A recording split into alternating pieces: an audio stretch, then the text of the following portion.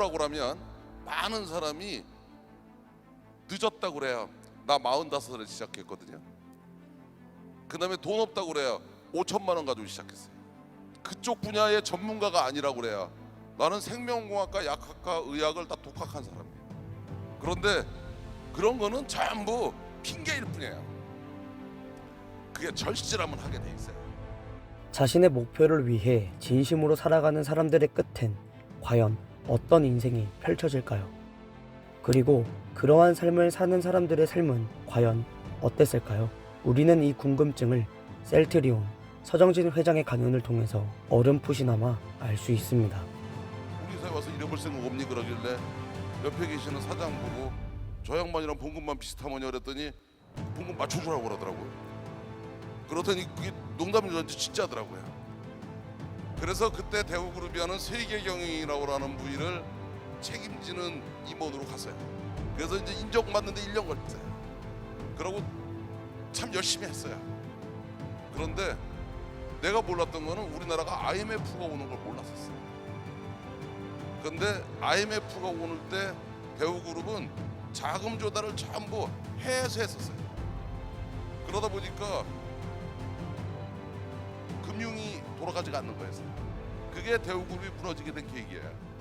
누군가는 뭐 경영 책임을 져야 될 것 같아서 제일 먼저 사표 쓰고 나온 게 나중에 보니까 저더라고요. 그게 내 나이 45이었습니다. 2000년 1월 1일 날 이제 백수가 됐는데 끝터머리 묻는 말이 뭐 할 거냐고 물어보더라고요.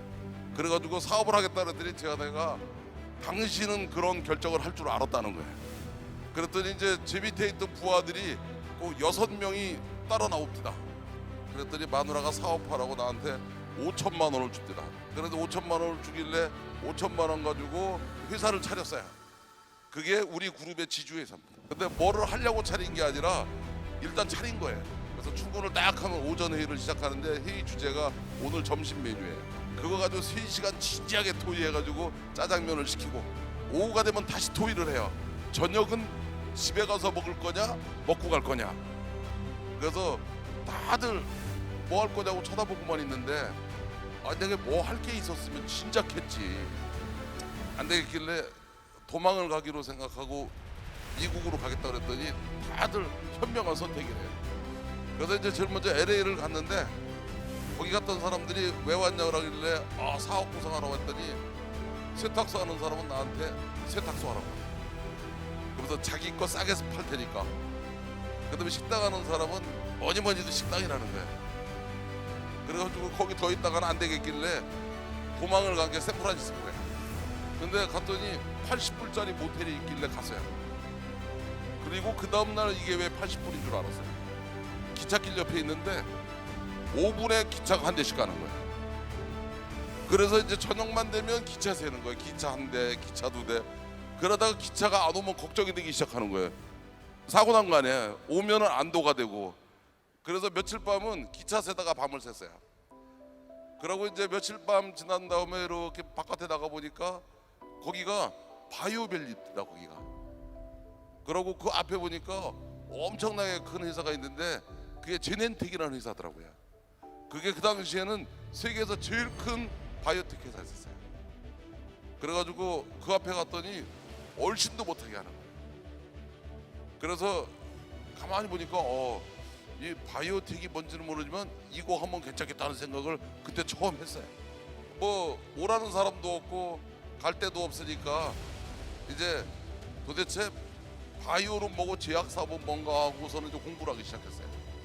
자료가 다 있으니까. 그래서 한 개씩 자료를 모으기 시작했어요. 근데 뭐 모으다 보니까 한 3달쯤 지나니까 내 호텔 벼른박에 전 세계 제약회사의 지도가 다 있더라고요. 그러고 나는 그 전까지는 약이라고는 아스피린밖에 몰랐었어요. 그래서 뭐 이거 뭐 약 그러면 일단 어려워 보이잖아요. 그 의사, 약사, 그러고 생명공학 박사 이러면 어려워 보이길래 내 거 아닌 줄 알고 몰랐다가 가만히 보니까 인류가 태어나서 지금까지 개발한 약의 종류는 400개 미만입니다. 기본 물질. 그러면 이 약의 원리가 뭔지, 임상해 보니까 부작용이 뭔지, 효능이 뭔지를 한 물질 가지고 반나절 이상 할 게 없어요. 그렇게 한 6개월 지나고 나니까 스탠포드에 가가지고 노벨 의학상 받은 의사들하고 밥 먹다가 약 얘기를 했더니 나한테 너 전공이 약이냐고 그러더라고요. 이제 그러다 보니까 생명공학 약을 쭉 보다 보니까 의학을 공부를 해야 될 것 같아.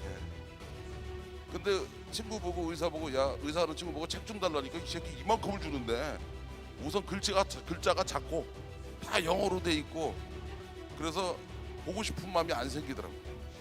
근데 비구자니까 딱 좋더라고. 비구자니까. 그래서 한 일주일은 비구자는 용어로 썼고 그러다 가만히 보니까 해부학을 하면 될 것 같아. 왜냐면 의학 서적의 절반이 그림인데 장기 그림이거든요. 그 절반의 나머지 25%는 장기 이름이에요. 나머지 25%는 그 장기가 겪었던 트러블과 그거에 대한 슈팅 내용입니다. 그래서 생명공학은 뭘로 똑같겠냐? 수능 책에 보면은 고등학생도 있지만 수능 대비하기 위해서 인터넷에서 하는 그지 생물책이 생물. 그래서 2달 했더니 뭐 생물 되게 알겠더라고요. 그래서 생명공학은요 생물을 길게 얘기하면 생명공학입니다. 그리고 생물책보다 그림을 좀 많이 넣어놓고 약어를 많이 넣어놓으면 생명공학이에요. 일주일쯤 있으면 단어 500개 외우거든요. 비즈니스 협상하는데 지장이 없어요. 그래서 예를 들어서 결론적으로 탁 얘기하면 나 2000년에 5천만 원 가지고 사업 시작했어요. 근데 내가 해보니까 5천만 원 가지고 전 세계 천등하는 데 들어가는데 11년 걸리더라고요. 그럼 어떻게 보면 여기 있는 모든 사람들은 다 나보다 나으면 나었지 나쁠 게 없을 것 같아요. 이런 위기일 수도 있고 기회일 수도 있다고 했는데 이게 위기일까 기회일까 망설일 거 뭐가 있어요. 하다가 실패하면 다시 하면 되는 건데. 그래서 이제 제가 드디어 이제 목표를 달성한 거야.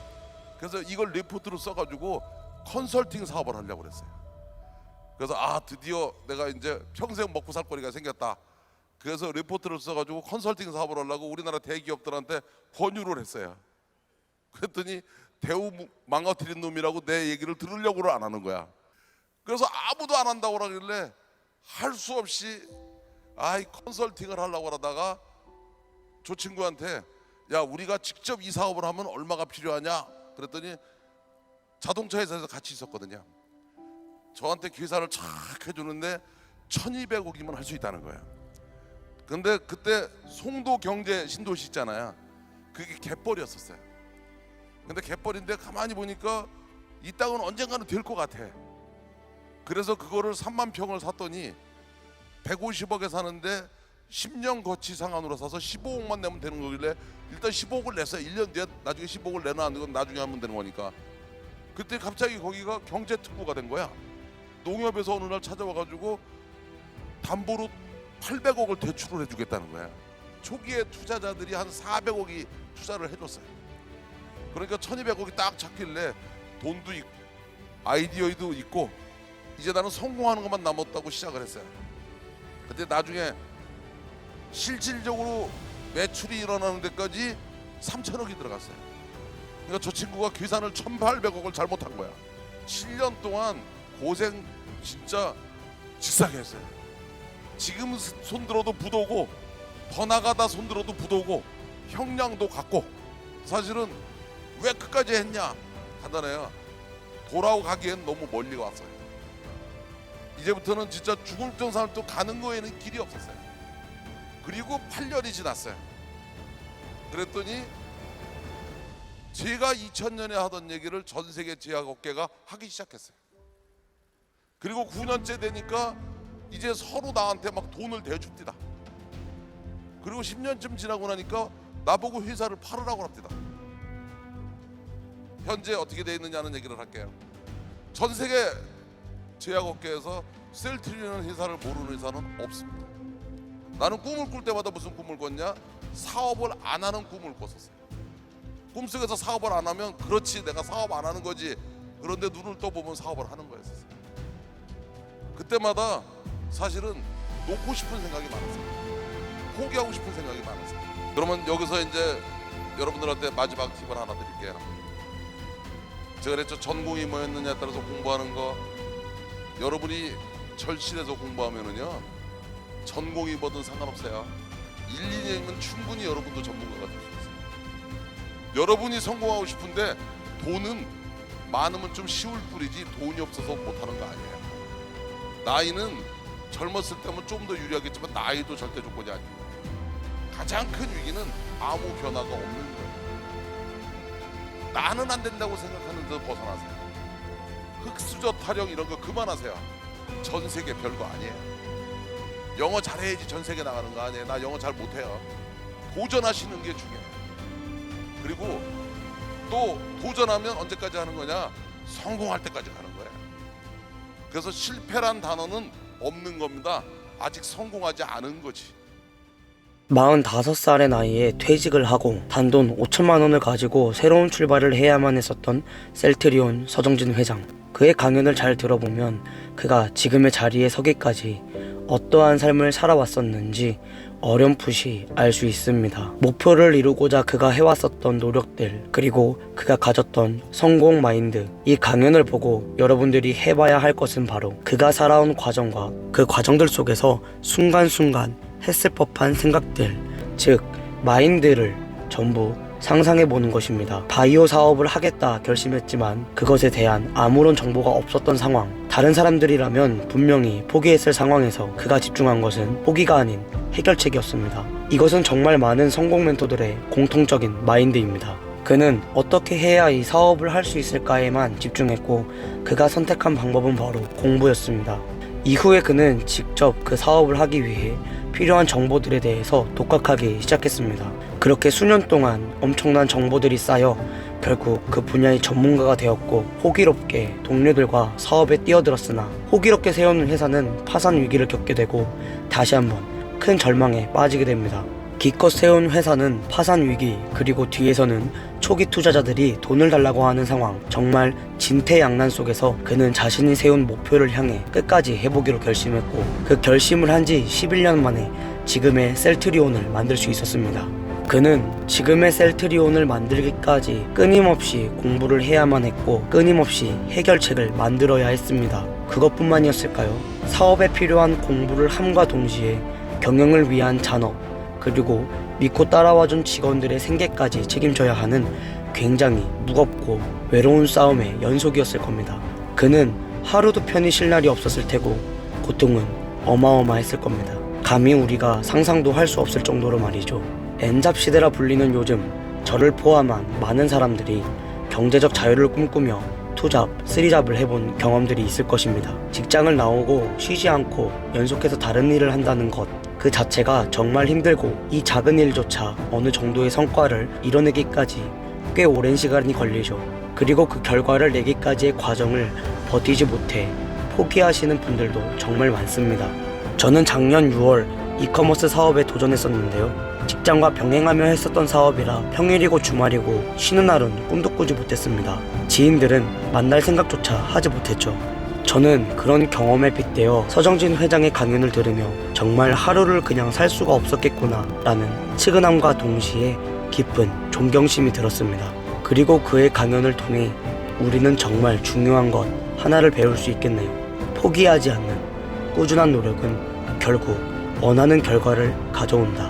이 믿음을 가지고 여러분께서 하시고자 하는 걸 끝까지 해보시기 바랍니다. 그리고 안 되는 이유들을 생각하기보단 해결할 수 있는 방법에 집중해보세요. 지금까지 히든마인드였습니다.